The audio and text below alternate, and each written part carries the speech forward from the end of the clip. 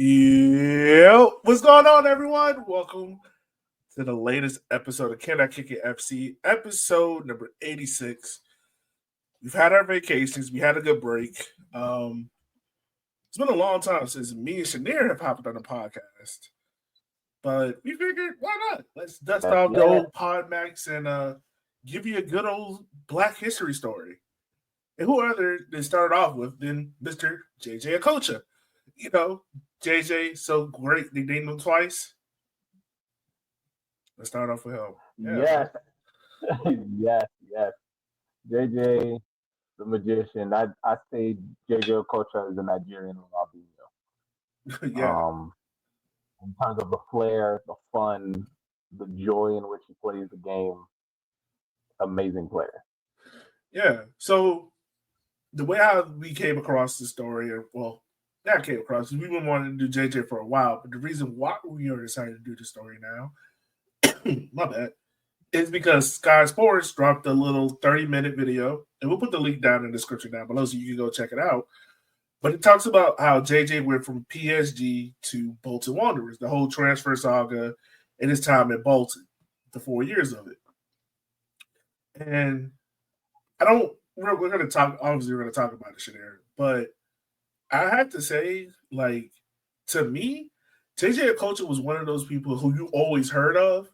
So I just assumed that, like, after he left Bolton, he probably went to, like, Chelsea or Liverpool or whatever, right? I didn't realize this man went to Qatari Football League and then was like, yeah, I'll do one more year at Hull and just retired. But, like, he is the true definition of the streets won't forget. Absolutely. JJ, we can see, especially going through the ins and outs of this transfer from PSG to Bolton, that there are a lot of sliding door moments. There are a lot of moments in which, if a slight difference, where would he have ended up? Would he have ended up at Real Madrid? Would he have ended up at Atletico? Would he have ended up back in Germany, maybe for Bayern or Dortmund? Who knows where he would have ended up? But circumstances came about. He ended up alongside Djorkaeff at Bolton Wanderers. Yeah.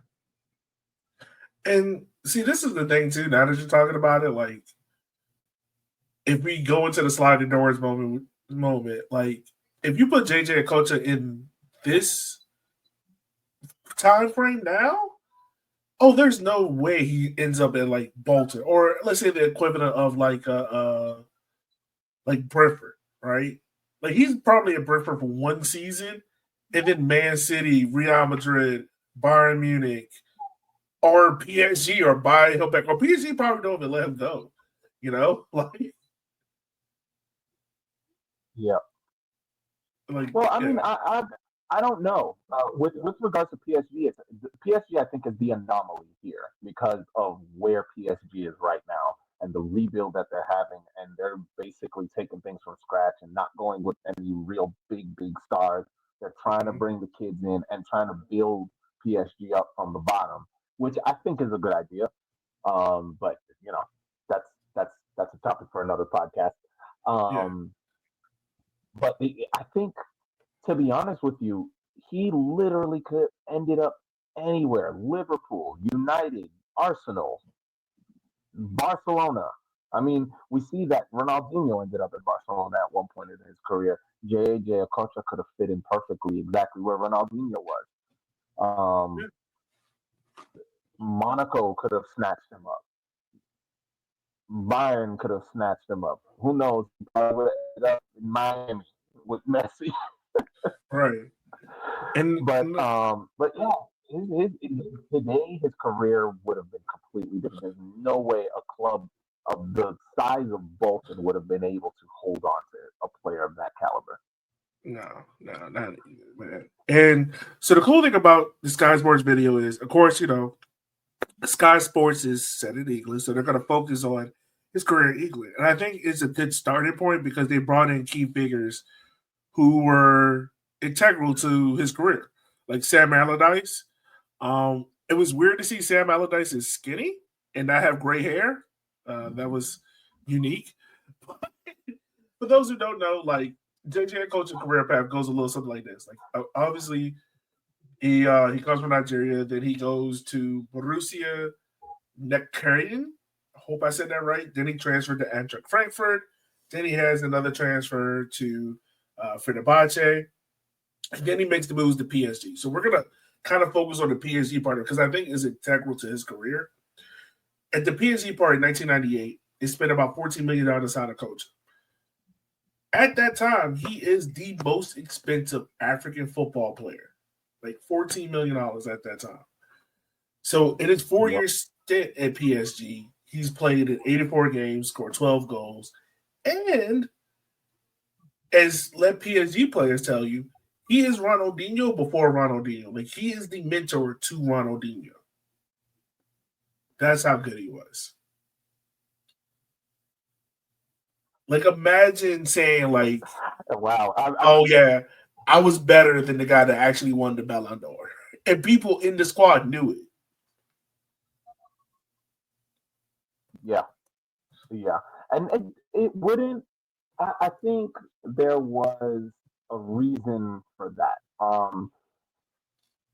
JJ Okocha, I think, was a far more, and I know a lot of people would probably shoot me down for saying this, but a far more intelligent player than Ronaldinho was. I think what garnered Ronaldinho the accolades he had is he did all the things JJ did, but he had a lot more fire and pace about him than JJ. JJ was a lot more laid back on the field. When you look at the way he played, the way he moved, it almost looked like he was moving too slow for the game, but the game still couldn't touch him.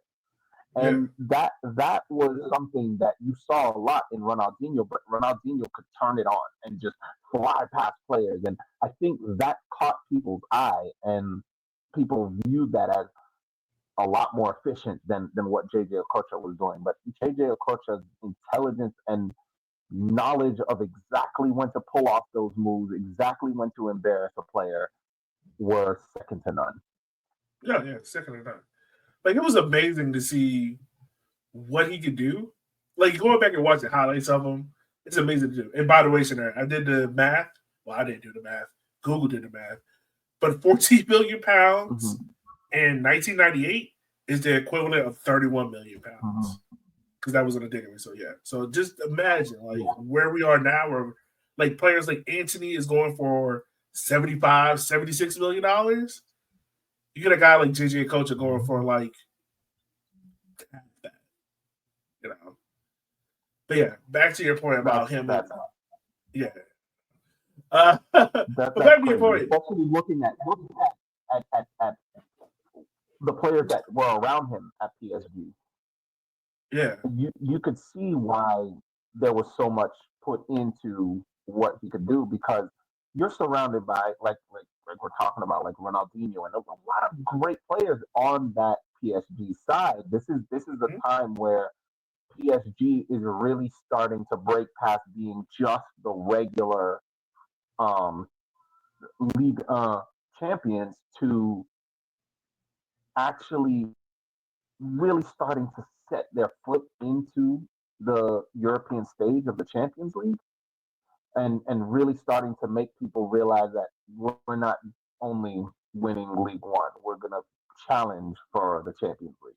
And it's just amazing to see a player like JJ Okocha come out of that, and somehow he falls through the cracks and does not get re-signed. That just baffled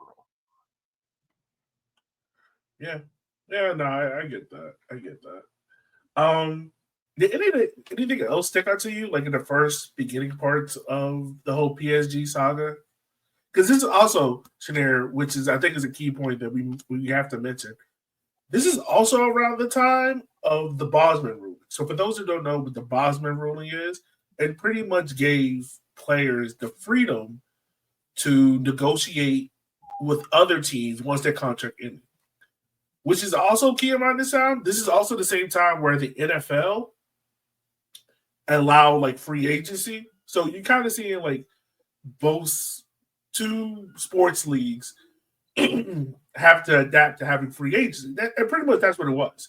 Because prior to that, once your contract is up, your club still holds your rights and they determine whether or not you can go talk to the team, etc. I think on the Bolton side of it, it was interesting to hear how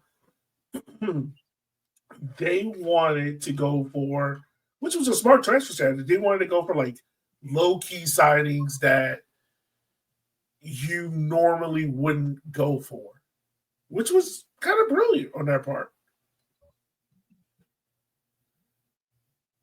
Yeah, I think there are a lot of clubs after this Bolton this this Bolton legacy, this Bolton team that emulated that and copied that method because you were starting to see there was one thing that you heard in the interview Sam Allardyce talking about how it was getting to the point where Premier League players or even just English players were so overpriced and not even proven talent. Just they were just so overpriced for players that aren't even proven in the Premier League or proven at the high level that there was this thought that Sam Allardyce had that let me go get players from abroad. Let me go get players from France. Let me go get players from Belgium, Netherlands, Italy, and now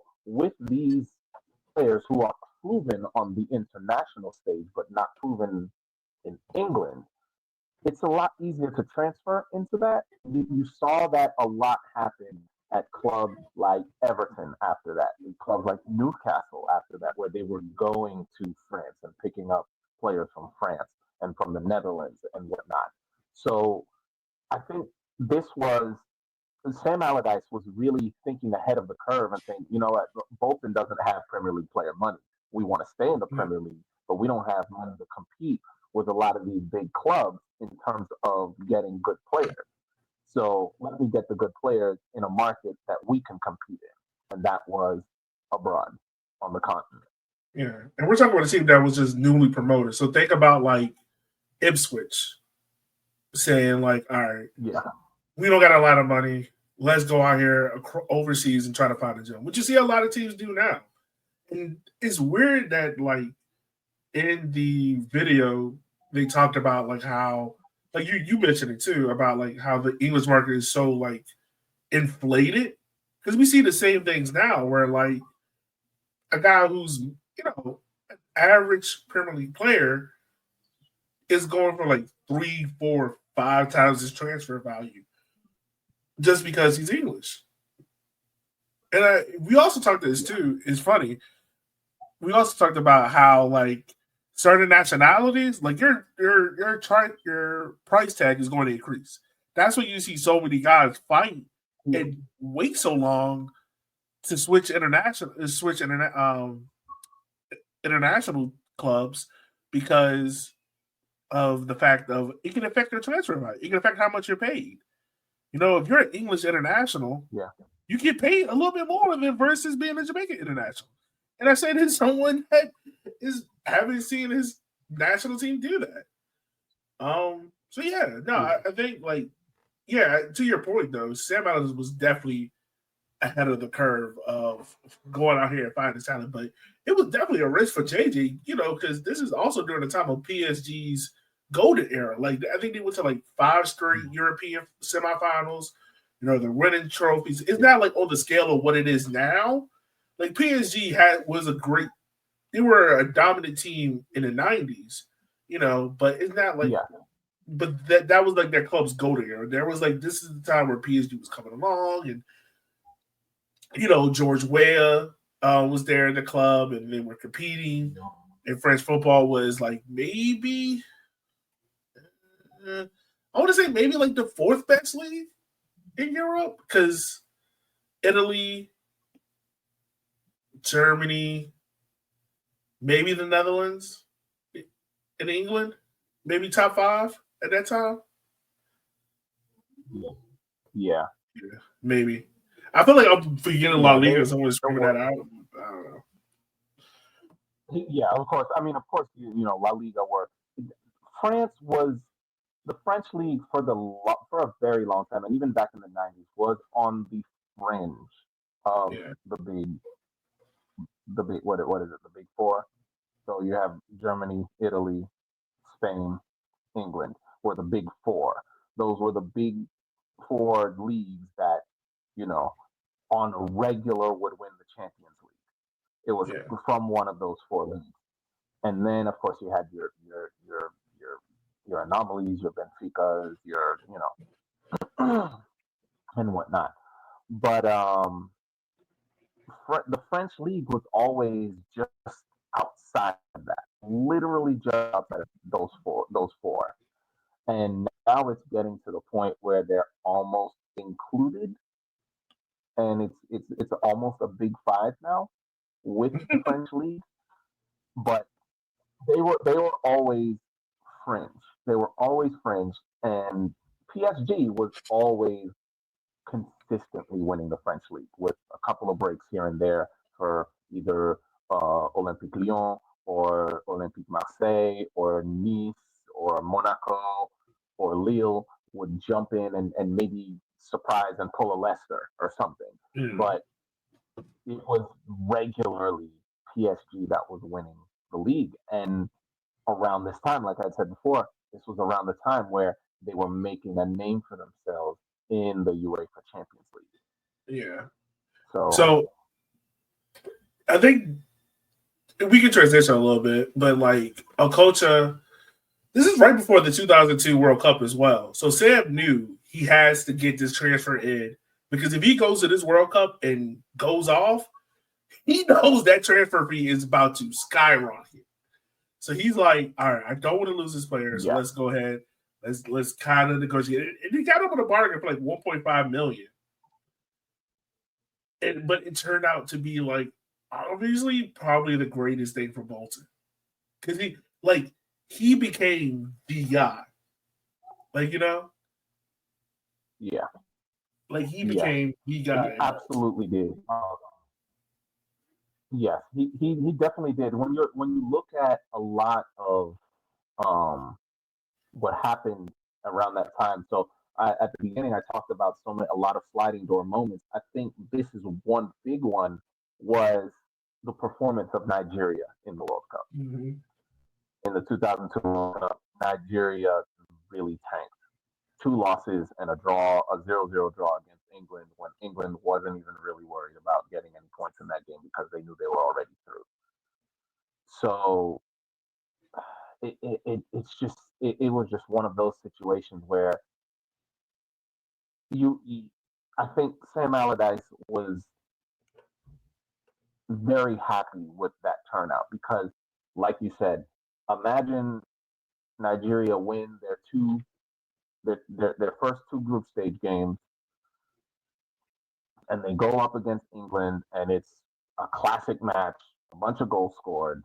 Let's say maybe England win it, or Nigeria, and England draw again. Mm-hmm. Like you said, JJ Okocha's price tag is skyrocketing. Not only is it skyrocketing, more eyes are on him now. So good luck competing with some of the money that some of these other clubs, your Chelsea, your Manchester Cities, your Manchester United, your Real Madrids, your Bayern Munichs, your Juventuses. Good luck trying to compete with them for a player who is now hot. I mean, Yeah. we saw what happened with James Rodriguez after which World Cup was that? 2000 Oh, 2014. was I'll it never forget that World 2010 Cup. where he No, that was 2014. 2014 where yeah, where he just lit up that Colombian team. Like that Colombian team went from being they'll probably to who is this cat? Then all of a sudden Real Madrid come calling. Any other club that was looking at James Rodriguez just put the phone down and said, "Well, we lost him," because once once you got Real Madrid come calling, a lot of players. You have a lot of players who have had lucrative careers, and have left really good positions to go to Real Madrid. And they always say, when Los Blancos come calling, you answer because you never know when you're going to have that opportunity again. Yeah. And so to that point, Nigeria finished dead bottom of the group. They were in Group F with it was them, Argentina, England, and Sweden. So like it's just funny to to your point, like even on a bad team for that Nigeria squad, like if he goes on and say if Bolton doesn't get the transfer in, right? He still has this amazing World Cup. He goes on to somewhere else. That's that sliding Northman, which is so weird because his career at this point is almost coming to a close because the real big highlight is like he becomes the focal point at Bolton. In that first year, even though he's in and out of the team with injury, he scores like 7 goals that helped them get through relegation. Like scores like 6 or 7 goals that help them get through relegation and helps them stay up. And then on top of that, of scoring those episodes, he gets of course he gets the goal of the season and in a win against West Ham United. But then like how can I say this? So like the next season, Okocha took even more responsibility and becomes club captain. Like it's almost as if like he is a cult figure. You know what I'm saying? Like there's certain guys where I'm a huge believer in this, where like there are certain guys that could go to a team, and regardless if they win a title or not, they are a club legend. Okocha is definitely that. Like, absolutely. Like how can I like Giannis Antetokounmpo. If Giannis never wins another NBA championship, he will forever be a legend in Milwaukee because he brought a title there, right? Like, I'm trying to think of someone in soccer I deal with, but like, Miguel Almiron at Atlanta United. You know, guy led Atlanta United to MLS Cup. He's a legend there forever. Which is so much so, like fans are clamoring for him to come back, which he's about to now. But like JJ kind of posted that same thing, and you can see it where like his teammates and the staff and the whole city is kind of like that. I don't want to say grasping onto a culture because that gives us the wrong complex, but more so of like they realize what they have, and they're giving him the platform and the ability to show it. Yeah. That was that's pretty much I think very key to his longevity at Bolton. Was the freedom that was given to him. And I also remember at one point in the interview with Sam Allardyce was in I think it was the actual press conference when they signed when they made it official that they had signed JJ Okocha, was him basically saying, you know, he might start off the season and immediately acclimate to the pace of the Premier League, and if that's the case, he's gonna light this league up. If it takes him a while to acclimate to the pace, we will give him that time. We'll give him that time to get acclimated, and we will work him into getting used to the pace of the game. And he said, until then, we're just going to keep his job simple on the field. We're going to make sure that he plays as simply as possible until he's used to the pace of the game. There were not a lot of managers that were saying that at that time. A lot of managers were just expecting the players they signed to immediately acclimate to the Premier League. And when they didn't, they'd get dropped. And I think there was a lot of talent that fell through the cracks in the Premier League around that time because of that. Because of the fact that JJ was given that freedom or just that peace of mind to know, okay, I'm gonna be all right.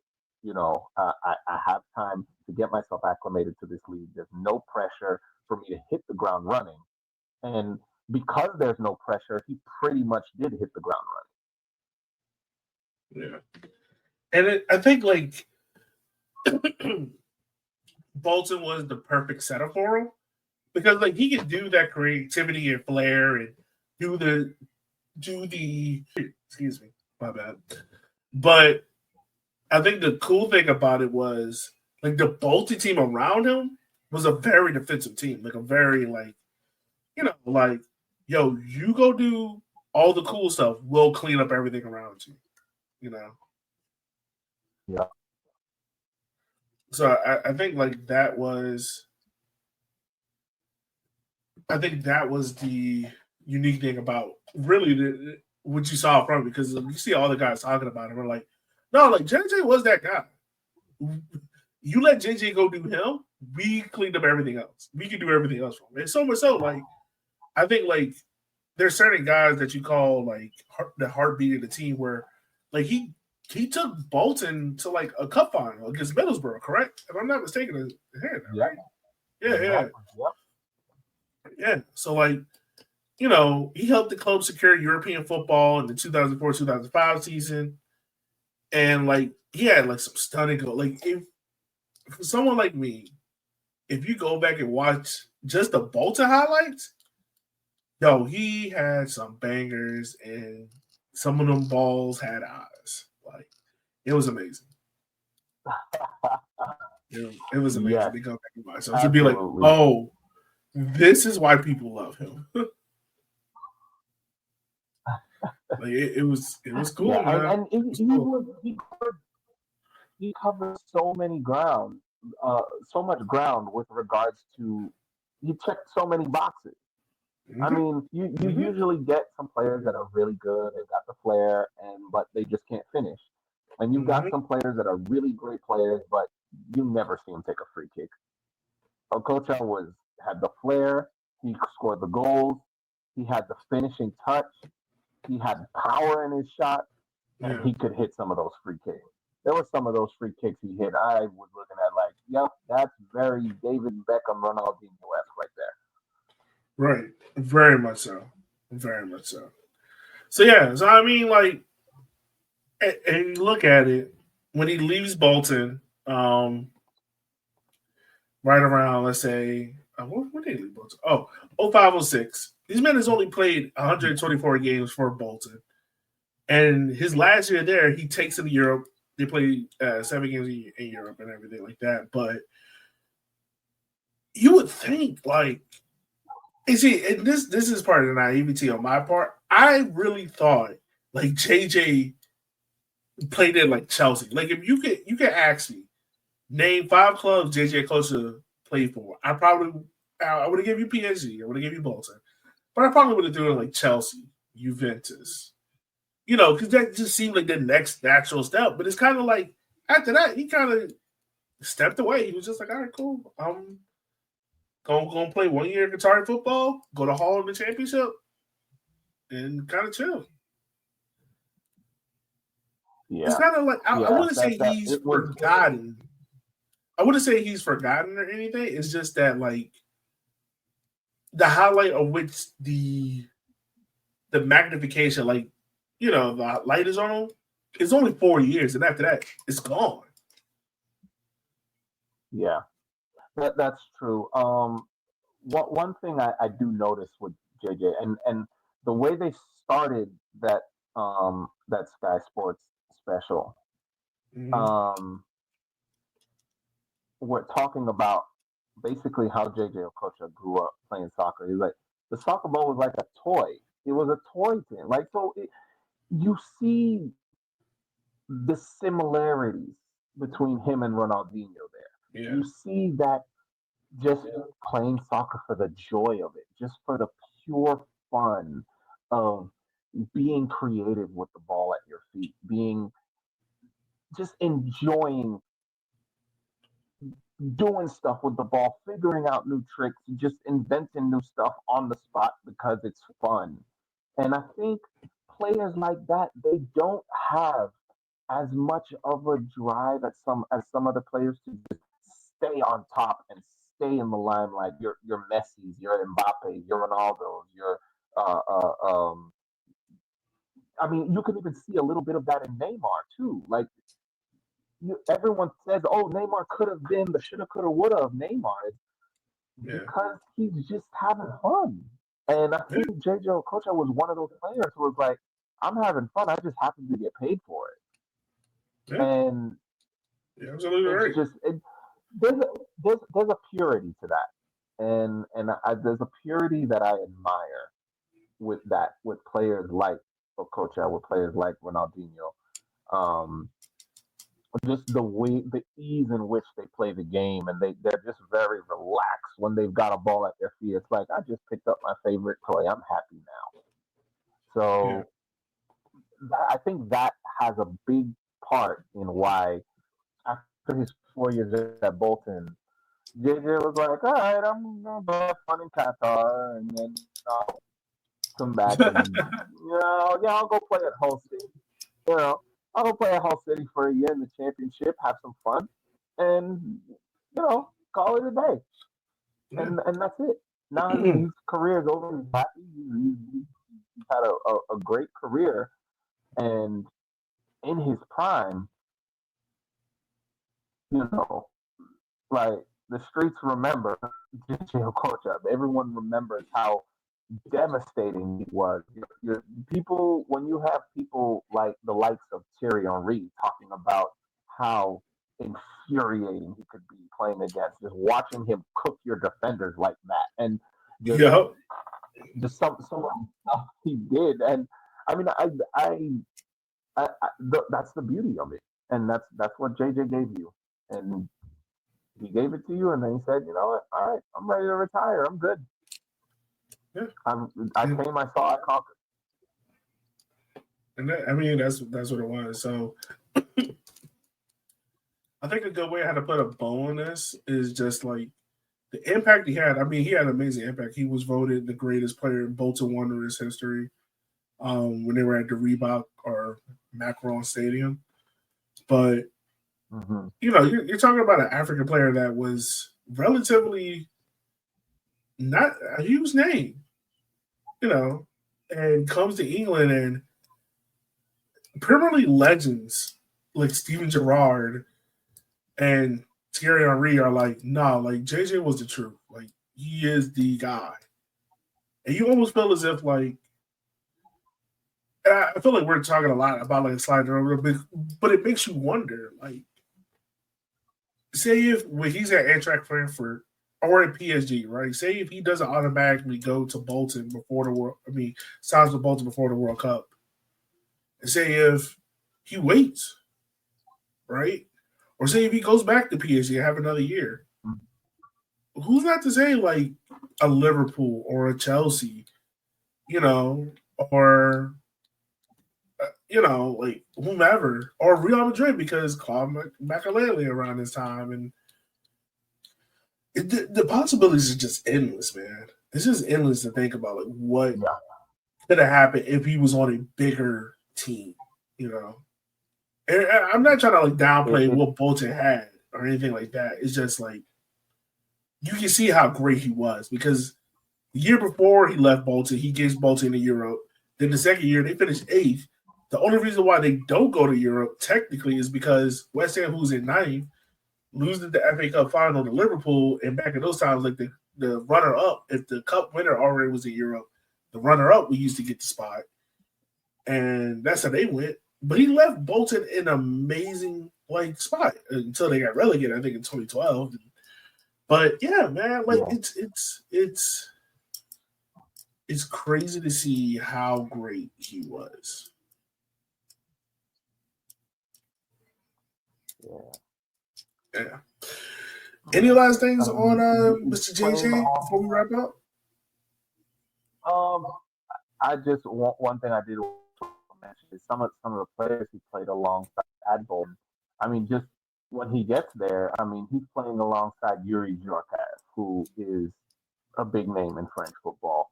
Yeah. Kevin Nolan. I mean, he's one of those English players who I don't know if he ever. I don't think he ever got capped. Did he ever play for the Mm-hmm. national team? I think he played for the under 21s, but I don't think he ever played for the adult national team. But he's one of those names in English football where it's like everyone knows Kevin Nolan. Kevin Nolan was one of those workhorse players. Um, he reminds me of the guy's name who just retired at West Ham. not too long ago. Noble. And so you're looking at a squad that's pretty solid. And JJ Okocha comes in and everyone's like, we'll do all the work, JJ. You just do your magic. So it's just wonderful to see. Wonderful to see. And we definitely want to give JJ Okocha his flowers. I'm glad that Sky Sports chose this opportunity to talk about that moment, to talk about that unusual signing that Bolton Wanderers got, and which led to JJ Okocha being a big household name in English football. Yeah. So, with that being said, listeners, we appreciate bringing you this story. Also, remember, it is Black History Month, so enjoy it. Spread a little bit of Black history. I'm about to edit some of this out. Don't be afraid to share the joy of Black History Month as it's coming along. And we, me and Shanair both, look forward to bringing you more stories on Black soccer culture. And with that being said, as always, we will holler at you guys next time. But for now, be easy and be safe. We'll see you guys later.